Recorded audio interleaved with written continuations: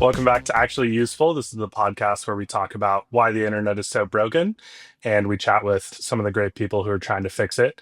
Today, we're having an awesome book club episode where we're going to be talking about the book Enshittification by Cory Doctorow. Daddy! My first book chat! I finally made it! Yeah, this is also the first episode with all three of us. All three of us are either ill or injured. But we had to talk about this book. We're thriving. Should we do an initial thumbs, how we felt about the book? 3, 2, 1. Thumbs medium. Thumbs medium! Wow. This is a great bit for an audio medium.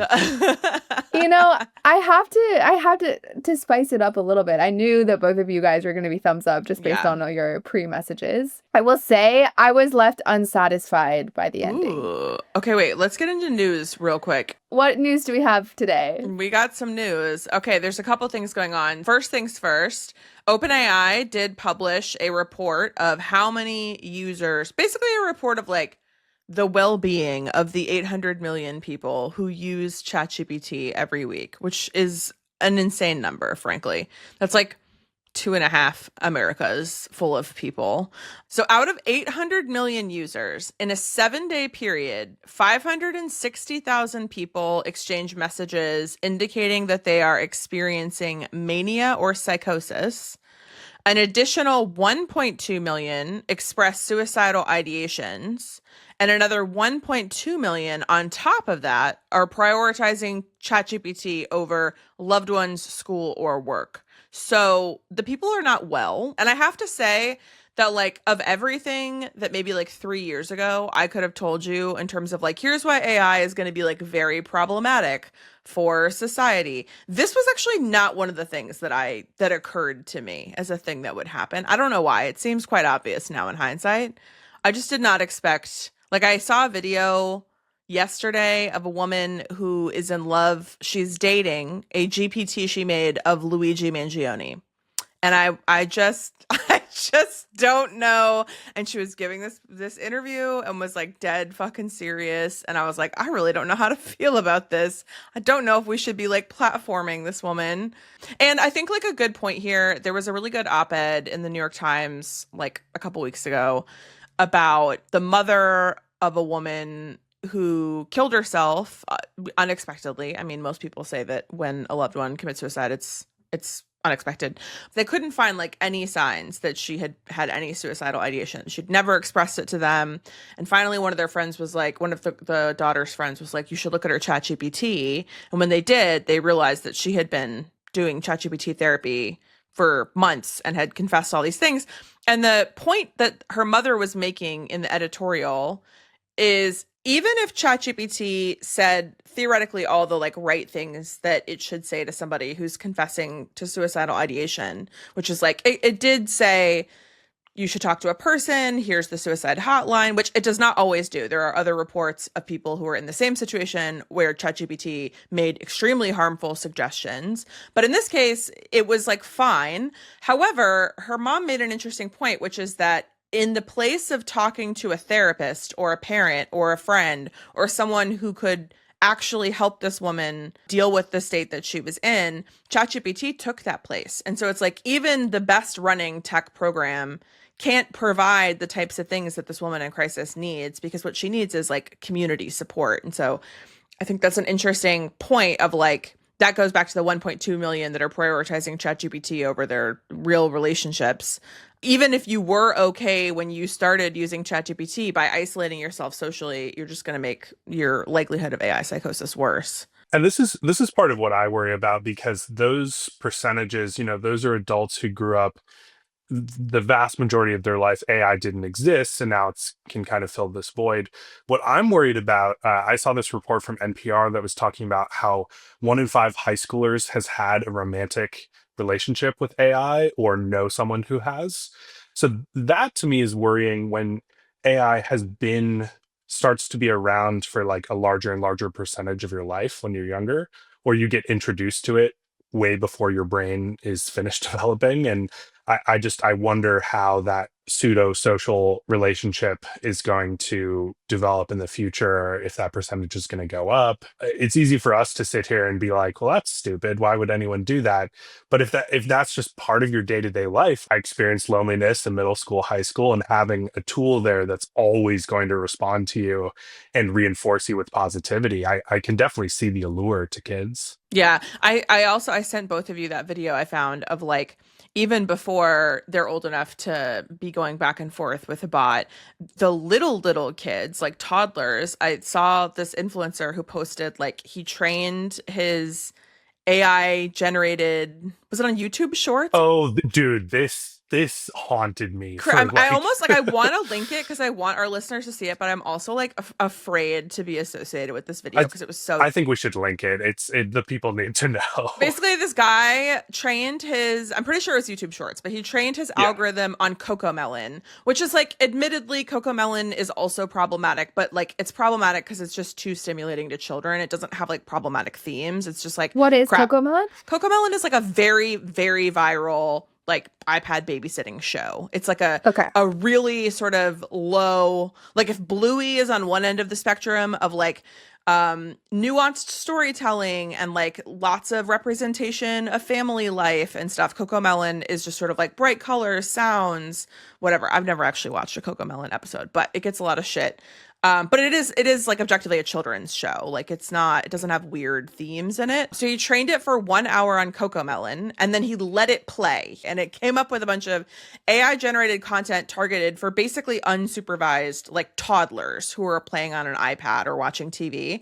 And y'all, when I tell you like how incredibly obvious it is that these cartoon content for children is trained on porn, like it is so obvious. So the videos immediately became these like weird cat characters in like video after video after video, different characters. And it was like one video was like a fat cat mom being fat shamed by her cat husband, and she takes her cat baby to the store and the husband tries to make her lose weight and then like beats her because she's too hot.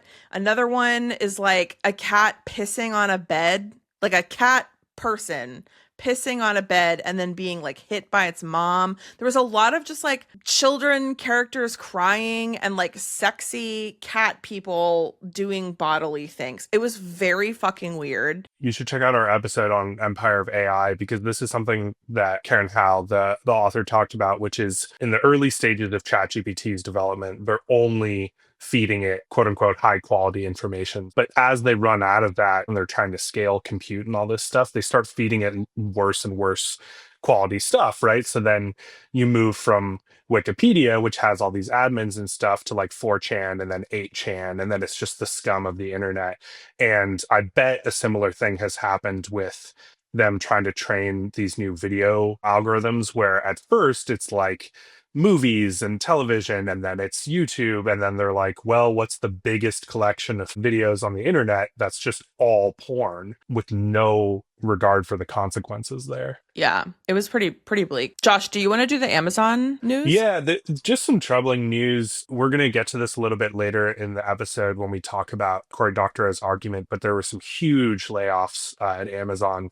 I think 14,000 have already occurred, and it might be as high as 30. And what Cory's argument is that these mass layoffs aren't just a way of saving money for a company. They're also kind of a stick to keep employees in line. And so as there's been talk of unionization or, more focus paid to the quality of life of some of the people at Amazon, these mass layoffs are also a tool of intimidation. Yeah, absolutely. And yeah, their official reasoning was that they cited overhiring during the pandemic, which I kind of want to call BS on because I feel like a lot of that hemorrhaging was happening in 2023. And then like the increased use of AI, which if you're listening to this and you were laid off by Amazon or you know someone who is, I highly recommend that you reach out to friend of the pod, Brian Merchant. I will link to this.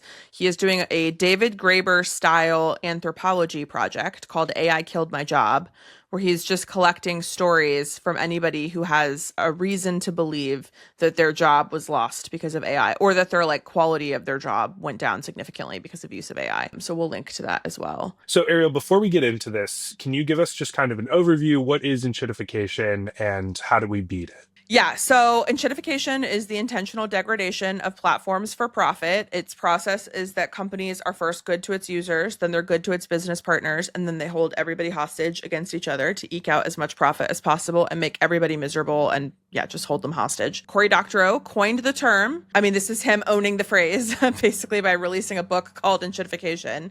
He's elaborating on arguments that he's been making for a number of years and has been well documented elsewhere. But I think, as we've talked about on past episodes, enshittification is sort of really hitting like the mainstream. It's in the zeitgeist now. And the 4 constraints against enshittification are competition, regulation, self-help, and labor power. Self-help is self-determination. It's your ability to modify proprietary goods. It's your ability to repair stuff. We'll talk a little bit about right to repair. And it comes from this idea of like, in order to be able to do self-help, these companies cannot engage in rent-seeking behaviors because you have to be able to own your product. So like, yeah, AJ had given this example at some point of like, if you own Nikes, you should be able to change the shoelaces in your Nikes because they're your fucking Nikes. You bought them. You shouldn't have to pay Nike a stipend to change your shoelaces. So like reducing rent seeking, reducing this idea of subscription, cloud-based shit is central to be able to get self-help. There's other stuff involved too, like felony contempt of business model, which is when companies are now treated like individuals with the rights of individuals, which is bad for actual individuals. And then labor power is the other piece, which I do want to talk about in detail. So we'll get into that. But that talks about the vocational awe of being a tech worker and how at one point in time, tech workers were scarce and they were special and they were rare and they got paid a lot of money and they got protected and they had say in what they built. And that era is gone. It will not be coming back. We are in a different era where tech workers are seen as anybody else. So that is enshittification, and now we'll get into it. I kind of want to hear AJ's take first. Yeah, AJ, give it to us. Why medium thumb? If I had more words, I would say it's sideways to up. I was hooked, and I was loving the different terms, chickenization, twiddling, all this really rich vocabulary for what's happening. And then I feel as though we got to the end and it was like, labor, unionize, antitrust. There's no new vocabulary. And I think if we're going to be, I would have liked him to be as imaginative with the future solutions as he was with the current state. That would be my overall summary. Which again, I feel like is why we have to make a whole show about just our corner of like, what do we do about it? And examples. Yeah. And I guess that's where actually useful comes in. I want concrete examples of people doing it right in the future for us to point, instead of just all these people that have done it wrong and all the million examples of that. I mean, he makes a couple arguments in this book in reference to like, is enshittification just capitalism? Where like, well, we've been experiencing the deleterious effects of capitalism for quite some time, but the enshittification really ticked up in just the last couple years. So it's like he's trying to like, they're uncoupled in the sense that capitalism obviously did exist without this mass enshittification. And so that's why it really is a problem of, you know, not enforcing antitrust, not having good regulation, eroding labor power, distracting a society, right? And so, yeah, maybe there's just not enough time to have collected the stories. Totally. I also think it was a really important big mind shift. You know, sometimes you learn information, it totally shifts how you think things. And there are 2 things in there that have totally changed the way that I think about how our world is operating. And one was this anecdote around why we have smart devices and the idea of like inserting IP in the locks. And like, that's a very technical thing that I think, honestly, most people should understand. Because I think right now we are all, you know, memifying or making fun of when the internet goes down or Amazon Web Services go down and our devices break. But we're also not thinking about the fact that surveillance is also a means, and techifying devices is also a means to just make us pay more, honestly. Yeah. And that's just like a big meta topic that I wish was talked about more, because honestly, this was the first time I'd really heard about it. AJ, I want to push back in a friendly way, because I also had a similar feeling towards the end of the book. But since we've been doing this podcast for a while, what would you say are some of the solutions to enshittification that you wish you had learned more about in the book? Well, a new one that I don't know if I've spoken with you guys about, and I actually maybe wanted to go on Falcon mode, is how come there's not some sort of tracking or social credit system amongst social groups around like boycotting and getting off of these platforms, or changing up your habits in a way that rewards the users. Because that seems like a no-brainer that nobody's even really talking about. And he sort of hints at it when he's talking about creator-centric and cooperative models, but he didn't really reference any of those specific cooperative models. And yeah, I think co-op models, cooperative governance, and anything where that is like, you know, an artist-owned platform or a worker-owned platform, there just should have been more examples of that. I know of a few definitely in the music world, but yeah, I wish there were more actual examples of that. Yeah, I mean, there's definitely like a collective action problem. And you know, this is sort of one of the notes that I had that I think is really interesting is that Cory Doctorow made an argument at the end of this book, and he also made it at the end of his 2023 book, The Internet Con, which is that broadly speaking, the reason enshittification is such a problem, it is not just that it costs us a lot more money and it makes us more miserable and it erodes our quality of work. And like, it's not just the factors that we tend to talk about a lot. There is also a huge political problem, which is that the internet is where we organize. And so if we're not able to create collective action to push any of these platforms that we use in the directions that we want, which there are some examples of like, we'll talk about it, but like companies roll out an absolutely predatory T&Cs and people are like, absolutely the fuck not. And they just boycott immediately and cause a stink and they roll it back really quickly. And we maybe don't really hear about it for, you know, after the month that it happens. But I think there is a collective action problem. And it reminded me of Jenny Odell's argument in How to Do Nothing, where she talks about like How to Do Nothing is a great book. It's about the attention economy, but it's also about like ecology and art. She's an artist. And her argument is that like she had to learn as an artist how to become bored and like stop paying attention to things she didn't want to, because that's part of her work. Like her job is to notice things, and she can't if her attention was constantly getting pulled aside. And I think it's a similar argument. She makes the same thing, which is if we don't have the attention, if we can't sustain enough attention to organize amongst ourselves, then we're never going to get anywhere. And so it's the same idea with this platform argument of like, it's going to happen on the platforms. Like, unfortunately, collective action, where it's at in 2025, it has to happen using tech. Like, we are just too distributed of a people. Even if it's the tech just to get you to an in-person meetup, there still has to be something. And so that comes into the like, how do you demand surveillance? Like anti-surveillance? How do you demand the ability to organize on these platforms? How do you demand that the platforms treat their users with respect so that the users can continue to leverage their communities, right? So there really is like a sweeping political impact that happens when all of these platforms where we organize ourselves are getting enshittified and we have absolutely no control over them. So yeah, I mean, I don't think you're wrong, AJ. You know what, AJ, that makes me think of is like the one really useful, non-enshittified, successful artist-owned company I can think of is Patreon.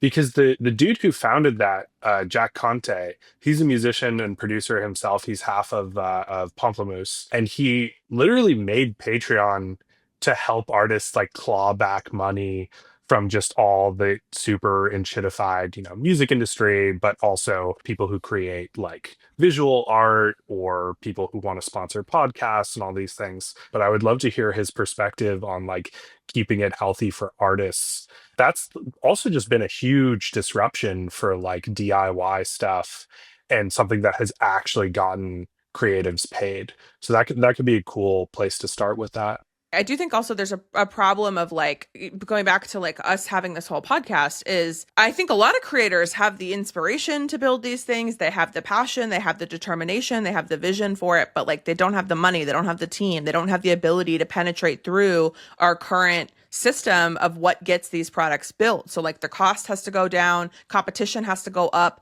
We have to make an environment that is more favorable to people trying new tactics so that we can get better products. So in this book, Cory Doctorow makes a number of arguments. One of the things that I think this book had particularly prescient examples of is rent-seeking behavior, which is very tied to like an increasingly cloud-based world. So, it's like what you were saying, AJ, of like these surveillance and subscriptions are both to get more information on our data, which is valuable and makes money for these companies, and it's to like actually require money out of its customers and give you very little control as a user because you don't own anything because it's in the cloud. So like a classic example of this that I think we've even mentioned on this show is the HP printer ink, which Cory Doctorow has written about in many, many places. But basically, you have to pay a subscription. If you have an HP printer, you have to pay a subscription every month, whether you print something or not, just for the printer to work. And you have to use an HP ink cartridge, even though ink in HP printers is not different than any other printer ink. And so like theoretically, there are tons of like off-market third-party vendors that make printer ink that would be perfectly fine to use in the computer, except that HP puts microchips in all of their printer cartridges. And if you put in a non-HP printer cartridge, it gives you an error message that says non-HP chip detected. It's intended to only work with cartridges we want it to work with, so you can't use this printer now. Some other really interesting examples he put into this book. So one is he talks about Unity. It's the world's largest provider of video game development tools. So that's fine. They were like beloved in the video game community because they're so widely used. They announced a couple years ago that developers would have to pay a runtime fee, which is a royalty, every time somebody downloaded a game that was built using Unity. So their argument, so basically like the example that Cory Doctorow uses as an analogy is like, it would be like if you built a lemonade stand and for every cup of lemonade you sell, the people who made the nails you used to build the lemonade stand get a cut, get 5 cents for every lemonade you sell. And so Unity's argument was that they wanted to promote shared success with their customers. The quote Cory Doctorow says is, Unity was proposing only shared success, not shared risk. It wasn't offering to reimburse customers whose games flopped, only to tax customers whose games did well. And this is a pattern that we see all over these huge companies, which is that they want to cut whenever things are going well. And when they're not going well, that's on you. Yes. And then he also talks about how then when you apply this to the startup model, most startups fail. And so when you have this thing, you have to, rely on a company staying in business to operate. He talks about people who had biotech, like eye implants. Oh my God. That then the company goes out of business and your eye breaks. And that's something that you've hooked up to your nerves in your eye socket. And so like, that was one of the things to me that I thought he did a good job of expanding on in this book, like taking farther than some of the stuff he's written about is how these behaviors with enshittification that have existed in the digital world are now bridging into the real world. Another example he looks at is Norwegian grocery stores that have digital dynamic pricing in their stores. And he said a single grocery store in Norway changes its prices around 2,000 times per day. And so this technology that once only existed on the apps you use on your phone and then your computer is like, it's coming for all of us. Yeah. I cannot wait, honestly, to give even more money to big oil as they implement this at gas stations because I love capitalism. I mean, I think we'd be remiss. Did you guys see the newest season of Black Mirror? Can they even do anything that's worse than reality anymore? Well, this is the bionic eye conversation where basically a man and wife, his wife has this accident and the only way to save her is to kind of hook her up to this, new pioneering health treatment. And he's promised one thing on the outset, and then little by little, he has to pay this company more and more and more because now, they're upgrading their tech and then it costs more, but then she can't even, her processing slows down. She starts saying ads and she can't survive unless they pay more. It's the bait and switch. It's the baby carriage example he uses where it's free and then all of a sudden now you have to pay $20 a month because they need new users. They need to increase their business model. Companies are doing this already.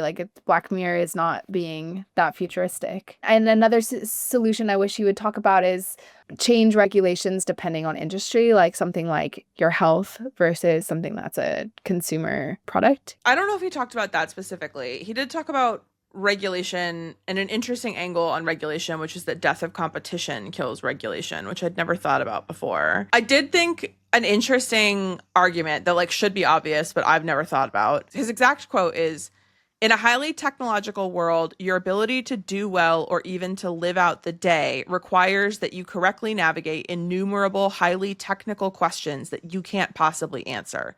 So he basically says, like, if you wanted to become an expert in ceiling joists, you can do that, but that's going to take you years. There are people who are experts in ceiling structures and how to make sure that the ceiling over your head is safe. There are people who are health inspectors who, like, their job is to know what it looks like to have a restaurant that operates in a way that's safe for the public to consume this food. And again, you could do that. There's nothing preventing you from becoming so smart that you could make those decisions yourself, except time. You don't have enough time. You'd have to live so many lifetimes to become experts in all these things that affect our ability to even just survive the day, because there's so much technology around us. And I mean technology in both the digital way and also just like ceiling joists are also technology, right? This is where the Roberts Court has just fucked all of us, because, not to get too nerdy, but they have overturned the Chevron doctrine. I actually had the opportunity to interview law professor Leah Lippman earlier this year on the Village Well podcast, and she's like a total genius. She's a constitutional scholar, and essentially the Chevron doctrine was established to make it so that judges didn't have to adjudicate like highly technical regulations that they might know nothing about. So like very specific environmental regulations or technological regulations, whatever. The Chevron case basically set the precedent that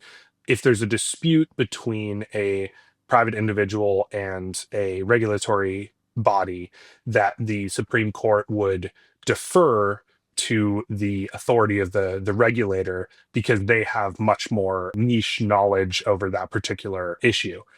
By overturning that, that means that now judges will have to adjudicate in every situation whether a regulation should stand or not. Oh And so God. now we're already seeing this, but there's just going to be this flood of new litigation trying to tear down like every regulation that has existed to protect us. So this is where kind of the politics and the technology and the increasingly lawless Roberts Court just comes for all of us. Daddy Doctorow discussed that a little bit in the book. Okay, so that's regulation. And he talks about like the death of competition kills regulation for two reasons. One is that competition pits companies against each other in a way that is productive because it keeps them from all being able to tell the same lie to the regulators. And then also competition starves these companies of like the absolutely mega numbers they'd need to have in profits to be able to like outmaneuver the regulators. So like essentially it keeps companies from becoming so big that they become the regulators, which we're already seeing. We've talked about that in our AI episode, that like OpenAI is already in a situation where like its status and money and like the environment that we're currently in politically has made it so that like they're telling the regulators how AI should be regulated, which is not the direction we should be doing that process in. And then going back to the Norwegian grocery stores and dynamic pricing falls under twiddling, which every time I read Cory Doctorow's definition of twiddling, which is the process of changing the costs, prices, recommendation weights, and search rankings through automated or semi-automated means. Twiddling is a key driver of enshittification. He was talking about twiddling as soon as he was talking about enshittification. But every time I read that definition, I was like, oh, that's my job. That's my actual job. That's my job, is to twiddle all day, you know? It's just to like try new algorithms, try new images, try new button colors, but it can be quite sinister. He talks about, obviously there's the dynamic pricing. He talks about like on Facebook, Black Facebook users are shown more expensive financial products than white Facebook users. And the corollary, going back to like, and then we get into the eyeballs where now it's hitting into our regular life, our physical life, that pre-digital or like in some brick and mortar spaces, twiddling is a digital concept in and of itself. It requires like an endpoint to even twiddle at scale, because if you were going to manually change a bunch of sticker prices, that would take a super long time. There's no feasible way for you to swap out sticker prices based on what customer is looking at the rice at the moment, right? But you can do it if you have CCTV is making personalized profiles of all these people. If you have people scan their shopping profile before they come into the grocery store to get their discounts or to sign up, get their grocery list to help them navigate the store, whatever gimmicks these companies either are using or may use to try to get more surveillance data about you so that they can twiddle the prices in a way that is favorable to them. One of the things that Cory Doctorow talks about that I had not thought about really is that like the Biden administration, as toothless as it was actually the first administration in over 30 years that did any type of genuine antitrust work. Biden is who appointed Lena Khan, our queen. If Cory Doctorow is daddy, is she mommy? She might be mommy. We love her. She's great. But yeah, so like he appointed Lena Khan, who is taking enormous swings and is like scaring the shit out of these companies, which is great. But yeah, there's a number of different ways. Like I think, the Google example of putting their product in all these other, they have these exclusive contracts with all these other huge internet platforms. They got taken to court. Obviously, we just got the ruling that was like very toothless. It tried to rule, are they a monopoly? And they were like, yeah, kind of, but we're not really going to do anything about it, which is basically how that ruling came down. So it's the same idea where like there have always been, not always, but in our lives, in our history, like there have always been these thresholds at which the Department of Justice can say a company has become too big. And they do that because we've seen this happen in the 2008 financial crisis, that like those banks became so big, like that's the idea of too big to fail. If they fail, everybody suffers, right? That's the whole idea of a government bailout. And really, we shouldn't be letting companies get to the point where that becomes a problem. The only reason they can become that big is because you weren't enforcing antitrust. But the method by which they do it, I think, really depends on the company. They seem like they all have their little tricks. It is sometimes merging. A lot of times it's merging and buying up your competitors. But it can also be like what Google is doing, where they're just injecting their product into all the other products so that it's really hard to search for anything outside of Google. Even if you think, like we talk about Kagi, which I think is a great search engine. Well, Kagi is still built on Google's search engine. It's built on Google's index. They just don't do all the trickery that Google does to their index. So like the results come back better. So Google's index works. Google search is a good product. Google made it bad. Like Google is intentionally making it shitty for people so that you have to research over and over and over again and get more ads delivered to you and make more money for Google. I actually want to hit on that because I think that's a great example, is that Google comes out and it's this really innovative technology that kind of solves how to sort through clutter to get to the information you need. And for a while, it's like the top dog at doing this. But their monetization structure is such that every time you click on a link, they get a little bit of money because each, web page that loads and serves ads helps Google's bottom line. So what they realize is if they can make you spend more time searching for the answer you're looking for, they get more money. Yeah. So they're actually incentivized not to deliver the answer to whatever question you're looking for. They're incentivized to give it to you like 5 minutes later after you have to research the same thing multiple times. And so that's a great example of how something decays. I think one of the other tricks, you're talking about like bundling experiences or whatever. One of the other tricks that's used with Amazon is by subcontracting out a lot of their shady business practices so that it's not pointed directly at them. They can point to the subcontractors. Cory Doctorow talks about this as chickenization, which is where the poultry industry consolidated so much that if you're a poultry farmer, you have to buy your birds through this one company, you have to sell the birds through another company, and you basically have no recourse if things go wrong. What Amazon has done is they basically subcontract out fleets of Amazon vans to do their deliveries. And then they make life so miserable for the drivers that once you've bought into this, there's basically no way to get out.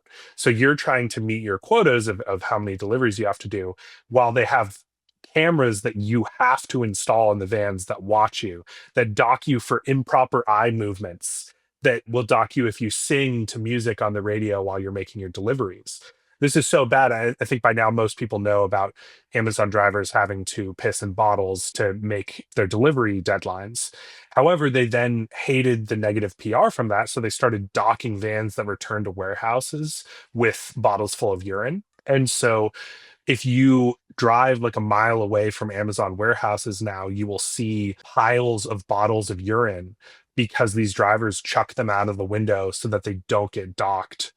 So these companies will do basically any underhanded tactics to avoid taking responsibility for the things that they do, or just outsourcing some of the enshittification off their hands.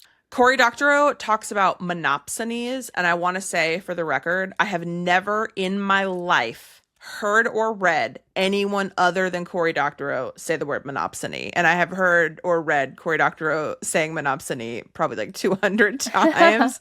He loves the word. But monopsony is similar to a monopoly, but a monopsony is when there's only one buyer. You can only sell to one company. So Amazon is a good example of monopsony in like book publishing, where like it is, he talks about this as a person who publishes books and hates Amazon. It is so hard to publish books without going through Amazon. Like it is really, there is basically one buyer for books, and it is like 80, I forget the actual market share, but it is an enormous portion of paperback book, a print book market share, of audiobook market share. Like it's really hard to get off the ground if you are not using Amazon. And the original term that chickenization that comes from, a good example of a monopsony would be Tyson Foods. And we ran into this with FarmLink all the time, where it's like all the chicken companies are just funneling up. Like you have to bow to Tyson, or you have to bow to Taylor Farms, or one of these like gigantic corporate farms. Yeah, these companies also employ a ton of underage workers. I've read this like amazing article. I'll try to find it. I read it a couple years ago about just the percentage of these poultry factories having like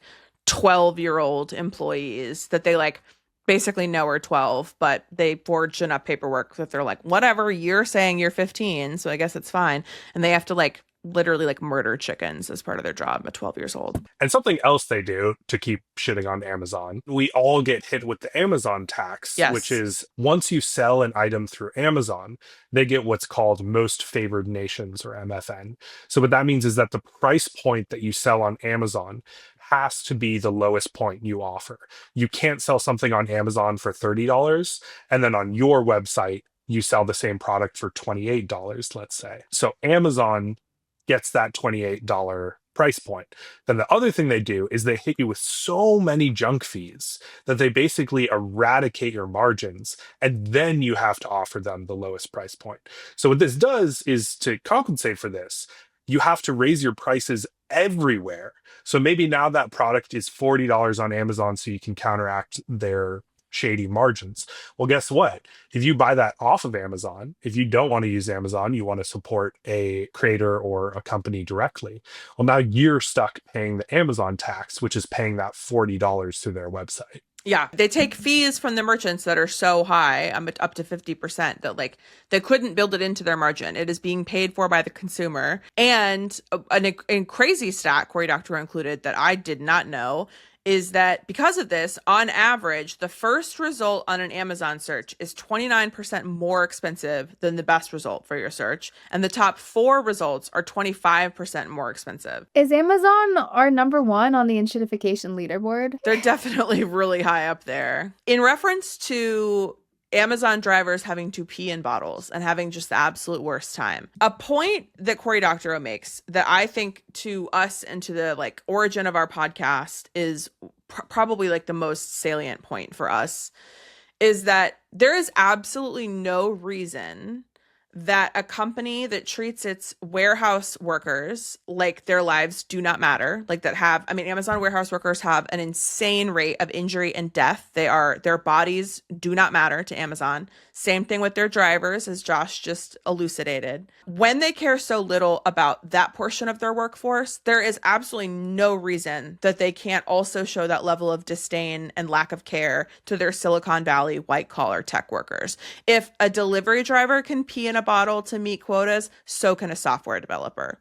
And so I think that's what we're starting to see with these Amazon layoffs, with what Josh was saying at the beginning of like, it's a stick, it's a tactic, it's a fear tactic to try to keep the tech workers in line in general, to say, I mean, this whole market feels this way. This whole job market feels like it is a punishment for the like freedoms that tech experienced briefly at the beginning of the pandemic. There was a lot of there was a really, really big market raise in a lot of tech salaries in 2021. Remote work was a big boon for a lot of white collar workers, particularly in tech. There were good years from 2020 to 2022.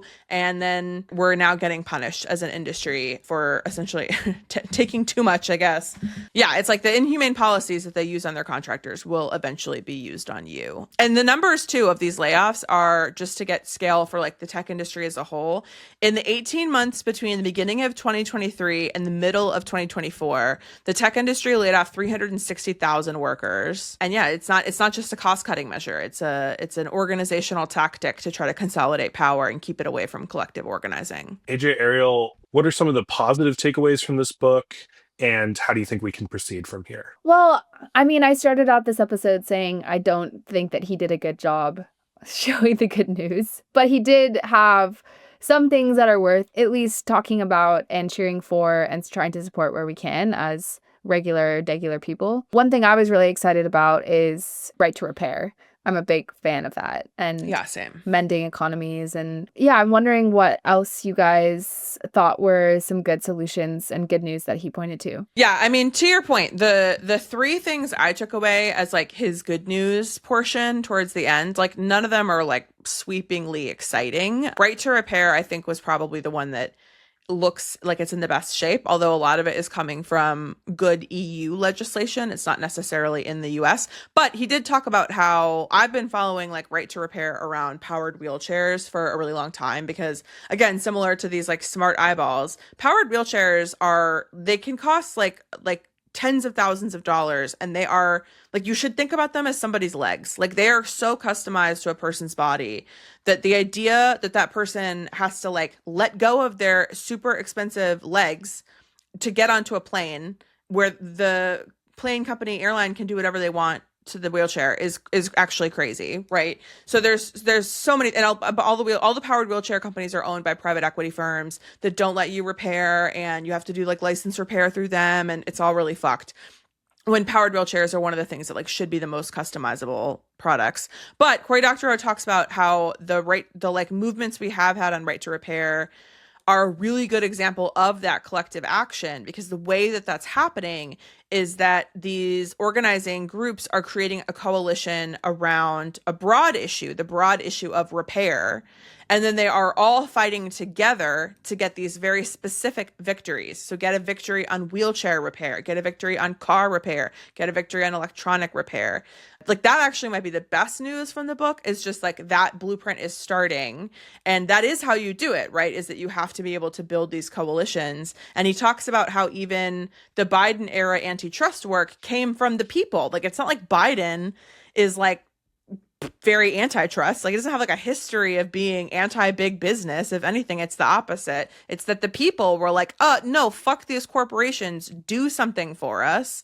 And that's how we got Queen Lena Khan. Yeah, I think your point there around the coalitions, and I loved his weaving in of the term ecology, and how this concept that ecology can fuse all of these different issues into a single issue that we can all like rally behind. And I think we need a lot more of that, and like thinking about ecology as a system that we, whether it's wheelchair rights or whether it's our, the blender that we're buying on Amazon, like these things are all interconnected. Yeah. So there's a couple other pieces of good-ish news that Cory Doctorow puts in the book. So one piece that's great, and I'm totally seeing this reflected in my actual life, which is that more people than ever, more American workers than ever before want to unionize and are looking for information about how to unionize. However, a lot of the big unions for the last couple of years have had pretty shitty leadership, gone a little bit corrupt, like they're not really doing things for their workers. But we did see a huge win in 2023. This was a funny story. Basically, so 2023, United Auto Workers, which is like one of the biggest unions in the country, they finally had fair elections and they elected Sean Fain, who's great. The reason that they finally were able to hold fair elections is basically they got a bunch of graduate students from Harvard who like referred to Harvard as like a hedge fund with an inconvenient university attached to it. And basically they were just like a bunch of wonks that came into these meetings and they would interrupt constantly with these like points of order and like clarifications, and basically just like disrupted the election process so much that it ended up being like they finally got fair elections out of it. And one of the cool things that Sean Fain has argued for and gotten to happen is that all the major auto contracts all expire in 2028, which if you are familiar with the general strike, get your general strike cards ready for 2028. Yeah, so that would be really exciting. And then one of the weirdest pieces of good news, and it does require a little bit of a suspension of disbelief, is that it is possible that the Trump era in the long run might be good for antitrust because it is so bad for antitrust. And what I mean by that, and what Cory Doctorow means by that, is that so Biden era antitrust is like kind of functionally dead. He basically says that like Trump's tariffs, even if tomorrow Trump were to be like, just kidding, all the tariffs are getting reversed, everything's fine, we're going back to normal. It doesn't matter. He has already destroyed American trade so much. He has like eroded absolutely years of American exceptionalism in trade and that idea. And all these contracts with all these countries are falling apart. And so basically there is no reason, like, other countries used to follow our tech policies because it was favorable to the trade contracts that we had with them. So his statement is, the audience for these tools is truly global, and it includes Americans who, after all, were the first victims of big tech scams and privacy invasions. If Canada can export reasonably priced pharmaceuticals to Americans, then Canada, or some other country, could also export the tools of technological self-determination to any American with a credit card and an internet connection. Happy Liberation Day, everybody.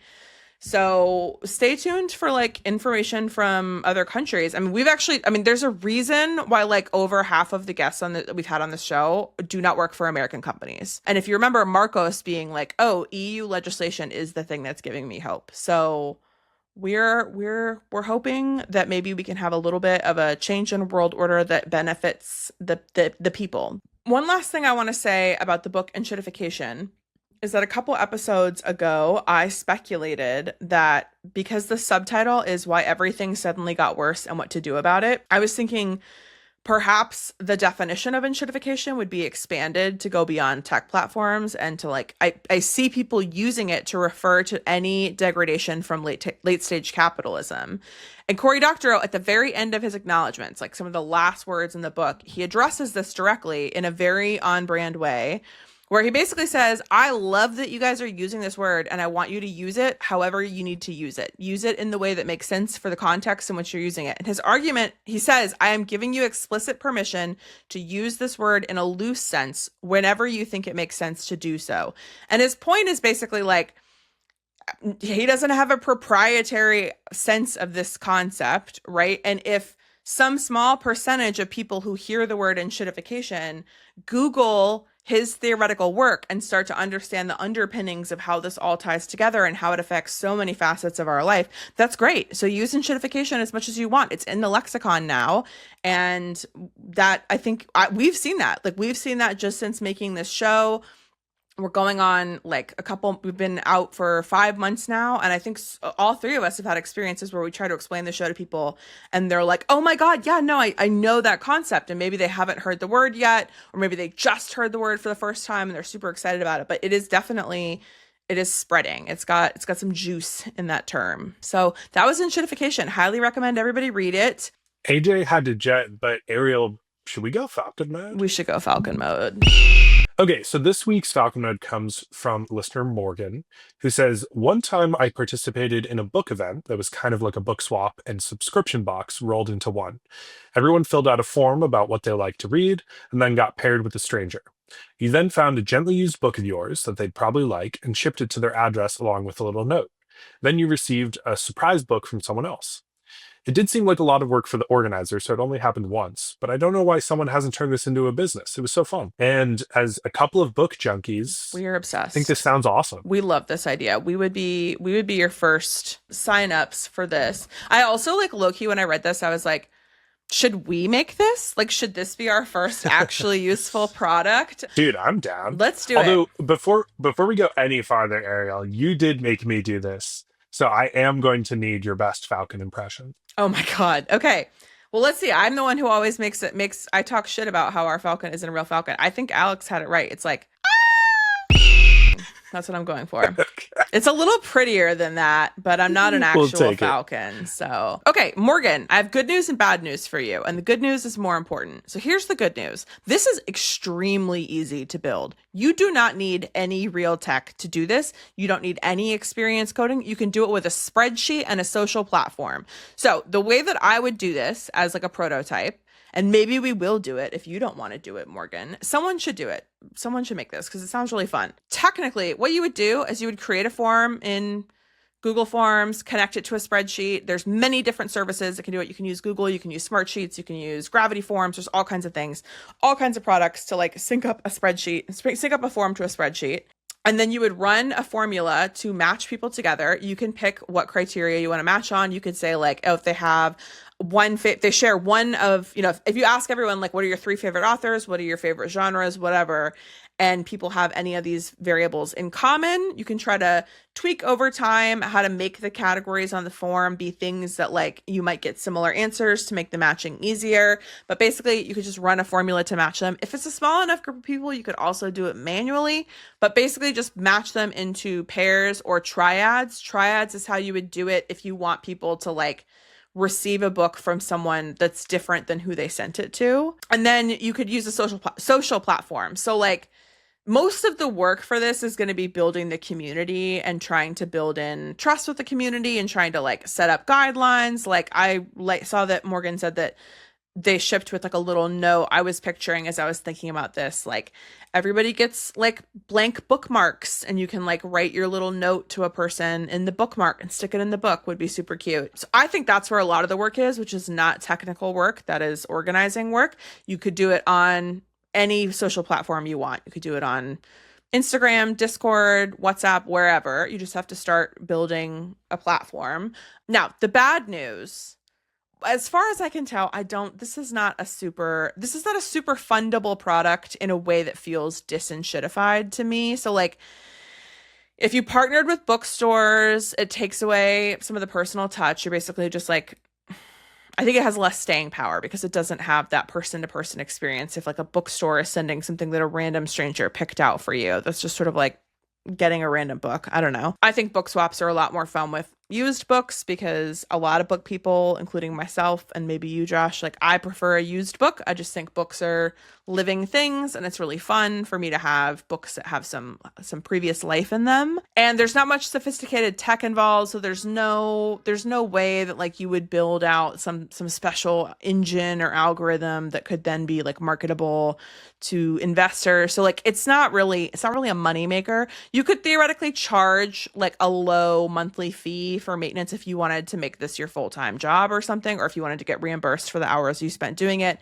You could do like $5 a month or something to participate. But I think you don't even really have to do that. I just think this is a very low lift. And theoretically, like if it built up enough of a community, yeah, there's absolutely other tools. There are like online book club tools that have more sophisticated features that might make it easier for you to manage, groups of thousands of people versus groups of a couple hundred people. But I think it's a great idea. I think it's a really, really low tech idea. And you should just do it with a spreadsheet and a Discord group. Let's cook offline about this because I feel like maybe we could turn this into something fun for our listeners. We should do this. Yeah. Okay. Well, stay tuned, Morgan. We should collab. That's all for our show this week, everybody. We appreciate you listening. And if you want to send us your startup ideas, your product ideas, your weird problems that you'd like to have solved with tech, the sillier the better, just hit us up. You can find us on most social media platforms at Actually Useful Pod, or you can email us at heyactuallyuseful@gmail.com. And have a great rest of your week, everybody. Bye. Bye-bye. Actually Useful is part of the Industry Plant Podcast Network. It's co-hosted by Ariel Butters and AJ Weaver. It's executive produced and edited by Josh Stratton Carlson. If you like the show, please consider subscribing to our Substack or YouTube at Actually Useful Pod, or give us a follow on most social media platforms.